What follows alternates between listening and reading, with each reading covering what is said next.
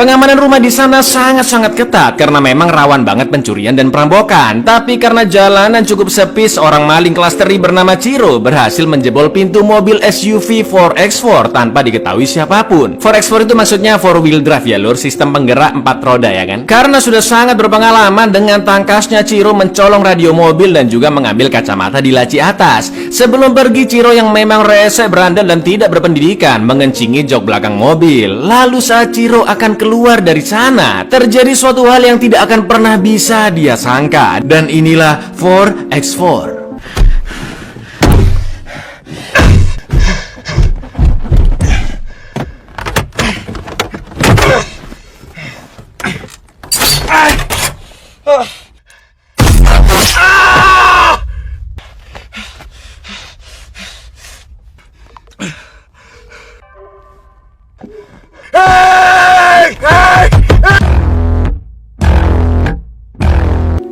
Kan mampus kan, udah kekunci, ketembak sendiri, HP mati, mobil nggak bisa diklakson, nggak ada orang yang bisa lihat lagi ya kan. Ditambah lagi nggak ada makanan dan udara mulek mambu pesing karena jendela ketutup. Loh kok bisa orang-orang nggak nyadar dan mobil nggak bisa dijebol? Sabar, belum dijelasin di sini lur. Ciro terjebak di dalam sana sampai malam hari dan terlihat jangkrik yang juga masuk ke dalam mobil sampai akhirnya dia pun ketiduran. Keesokan paginya Ciro memasang radio itu kembali dan mendengarkan lagu viral TikTok favoritnya untuk menenangkan pikiran.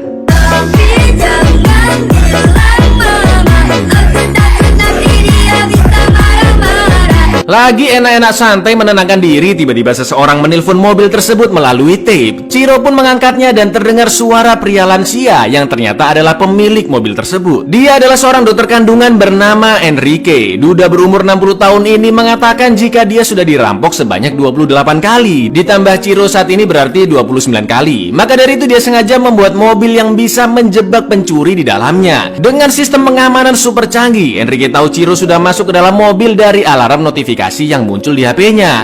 Mobil sudah dilengkapi dengan kaca film super gelap, sistem kedap suara, suspensi mobil ditiadakan dan juga lapis baja anti peluru di seluruh bodi, kecuali tangki bensin yang terisi penuh. Dr. Enrique bisa mengontrol mobil tersebut lewat HP-nya. Bahkan dia bisa meledakkan mobil kapan saja jika Ciro memberontak. Lo que no está blindado es el tanque de nafta.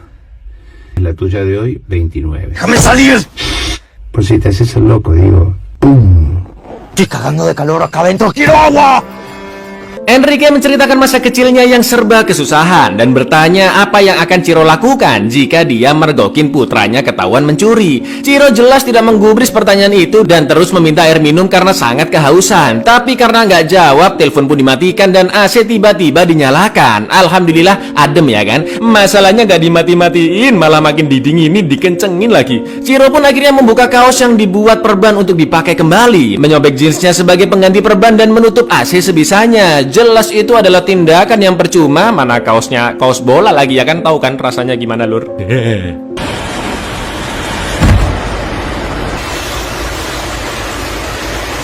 Setelah itu Enrique menelpon kembali dan memberikan pertanyaan yang sama. Apa yang Anda lakukan kalau mergokin putra Anda mencuri? Enrique berjanji akan memberikan minuman kalau jawabannya benar. Ciro pun menjawab, dibawa ke polisi pak. Oh salah, kasus kayak gini harusnya nggak perlu melibatkan polisi, kata Enrique. Lalu dia bercerita tentang putrinya yang pernah kena rampok dan juga cucunya yang hampir jadi korban. Wes ngomong-ngomong ngalor ngidul nggak jelas ya kan, dan telepon pun akhirnya dimatikan. Di sini terlihat Enrique yang sengaja mempermainkan Ciro dengan segala pertanyaan dan cerita yang sangat tidak penting. ¡Agua! Tak lama kemudian datanglah seorang polisi yang menilang mobil Enrique karena kaca depannya terlalu gelap. Wah, langsung Ciro teriak minta tolong goyang-goyangin mobil, tapi ingat mobil kedap suara dan suspensi juga sudah dinonaktifkan. ¡Hey! ¡Hey!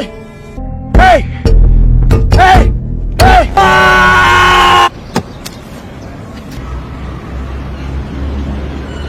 Hujan pun turun dan Enrique kembali menelpon. Dia menanyakan nama lengkap dan berapa nomor KTP-nya Ciro. Dengan imbalan akan memberikan air minum. Dijawablah sama Ciro ya kan. Dan akhirnya Enrique memberitahu ada sedikit air minum dari selang pembersih jendela di bagian belakang mobil. 36 37.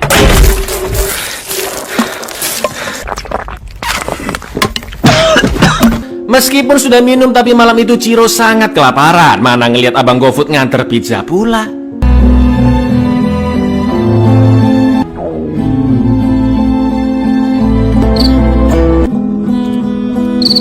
Keesokan paginya, Ciro masih berusaha membolongi pintu mobil, lalu Enrique menelpon lagi. Ciro mengatakan jika lukanya terinfeksi dan dia sedang demam. Enrique pun langsung menyalakan pemanas agar demam Ciro bisa berkurang, dan dia kembali cerita ngalor ngidul tentang hidupnya yang hanya sekitar 1 tahun lagi karena tumor ganas, juga tentang perampokan-perampokan yang pernah dialami sebelumnya.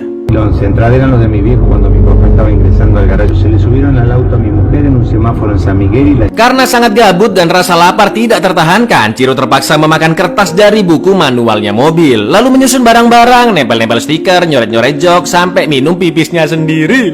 Dan tiba-tiba ada seorang mencuri yang berusaha mencongkel pintu mobil, tapi dia keburu dipergokin warga sekitar dan langsung dihajar massa. Lalu polisi pun dipanggil dan pencuri tersebut ditangkap. Nah kan serba salah udah, di dalam kesiksa, kalau keluar bisa jadi dia ketangkap. ¡No vengas más al barrio, la puta que te parió!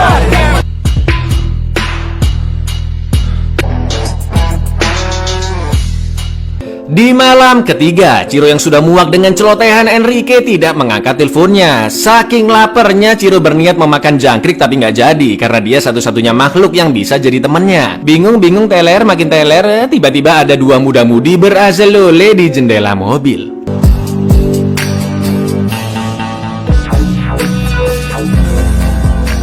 Keesokan paginya, Enrique kembali menelpon dan Ciro mengangkatnya. Enrique memberitahu ada sebuah coklat yang ditaruh di belakang rem. Coklat lur, dimakan tapi nggak minum sama sekali, apa nggak seret banget ya kan? ¿Quién porro?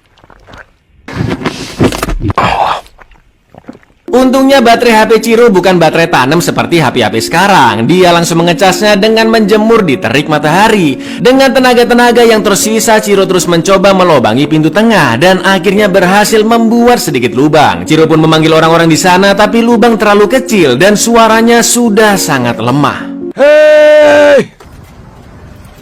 Setelah itu Enrique menelpon kembali dan menjelaskan jika dia telah mendatangi istri dan anaknya Ciro, Irina dan Lionel, untuk diberikan $100.000 dengan alasan Ciro telah memenangkan uang lotre. Enrique pun mengaku dia tidak menyakiti keluarga Ciro sama sekali, tapi jelas Ciro sangat curiga dan gak percaya begitu saja. Bukan hanya fisiknya yang tersiksa, tapi Enrique juga menyerang mentalnya dengan cara merendahkan martabat Ciro. Enrique juga sudah mendapatkan catatan kriminal Ciro yang ternyata dia pernah beberapa kali membunuh orang, dan Ciro beralasan saat itu dia hanya membela diri. Ya tapi tetap aja salah Ciro.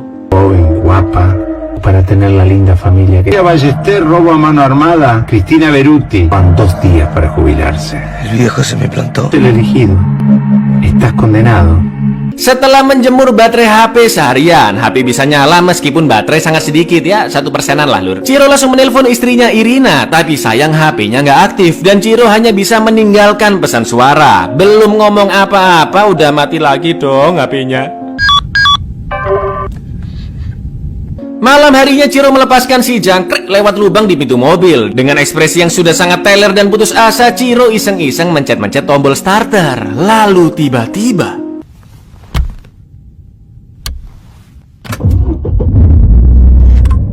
Loh, kok bisa nyala ya kan? Karena persneleng macet di R, Ciro hanya bisa ngebut mundur ke belakang sampai menabrak tiang listrik dan dia akhirnya berhasil keluar dari mobil.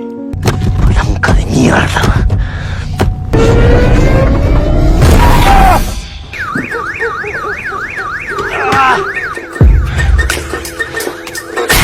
Nggak pakai lama, Ciro yang sempoyongan OTW ke Indomaret terdekat. Dia mengambil air dan 2 burger lalu memakannya tanpa mempedulikan sekitar. Mbak-mbak kasir yang ketakutan pun langsung memanggil security untuk mengusir Ciro. Dan yang terjadi... Che, de mierda, ¿no? Cuma mimpi dong.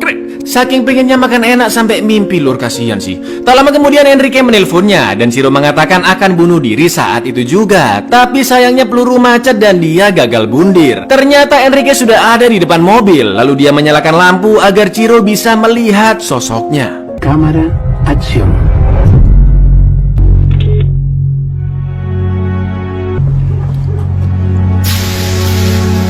Sorpresa.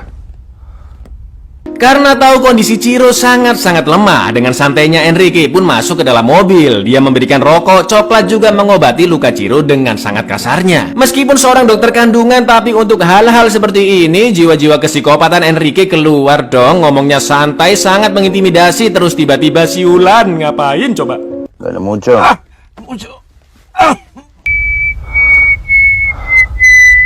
Ketika Enrique menjawab telepon dari pasiennya, Ciro pun mengambil kesempatan itu untuk menembak Enrique dan kabur dari sana. Kali ini Ciro benar-benar berhasil keluar. Dia meminta tolong dengan suara paraunya, mengebel rumah-rumah di sana dan menembakkan pistolnya. Tapi ternyata Enrique masih hidup karena hanya tergores peluru di pipinya. Dia langsung membawa paksa Ciro ke dalam mobil sambil menodongkan senjata. Dan kejadian itu dilihat oleh polisi yang sedang berpatroli. ¡Alto, policía! ¡Hasta tire el arma! Hizo chorear la camioneta. Me disparó, mirá. Sudah 2 jam lamanya Enrique masih menodong Ciro. Banyak penduduk sekitar yang mengerubungi, juga media-media yang meliput kejadian tersebut. Orang-orang terpecah menjadi 2 kubu. Mereka yang menganggap Ciro salah dan yang menganggap Enrique salah. Karena keadaan tidak kunjung membaik, polisi pun memanggil Julio, seorang negosiator senior. Doctor, ¿hay algo que yo pueda hacer por mediador de la policía de la ciudad? El arma y lárguelo al pibe. Hay algo que pueda hacer por mí. El problema es la caca de perro. Enrique menganalogikan kasus ini seperti kotoran-kotoran anjing yang sering dia temui saat pulang kerja, di mana pemiliknya membolehkan anjing-anjingnya di sembarang tempat. Padahal bisa aja anjing-anjing itu di tempat yang seharusnya. Paham gak lur? Gini maksudnya. Pemilik anjing itu ibarat kepolisian atau pengadilan. Anjing yang sembarangan ibarat perampok-perampok yang jelas-jelas sudah melakukan tindak kejahatan. Tapi dengan mudahnya si pemilik anjing atau kepolisian membebaskan perampok begitu saja. Maka dari itu Enrique akan membersihkan tersebut atau mengadili dengan tangannya sendiri. Karena tidak adanya keadilan yang jelas dan perampok-perampok juga semakin banyak jumlahnya. Orang-orang di sana pun setuju dengan perkataan Enrique karena banyak yang telah menjadi korban perampokan, tapi perampok-perampok ini tidak dihukum dengan adil. ¿Tienen miedo de llevar a los hijos al colegio? ¿A cuánto le robaron? Levanto, tienen reja. Julio terus bernegosiasi dan mendekati Enrique perlahan-lahan. Julio menantangnya untuk menembak Ciro agar masalah selesai. Tapi konsekuensinya, anak Enrique selamanya akan dianggap sebagai anak seorang pembunuh. Mendengar itu, Enrique mulai kebingungan dan akhirnya melepaskan Ciro. Tapi setelah itu Enrique tidak menyerahkan dirinya, melainkan masuk ke dalam mobil. Enrique yang hanya bisa hidup 1 tahun lagi dan namanya sudah tercoreng karena kejadian ini, memutuskan untuk mengakhiri hidupnya sendiri. Por favor. Baja el arma, por favor. ¡No, atrás!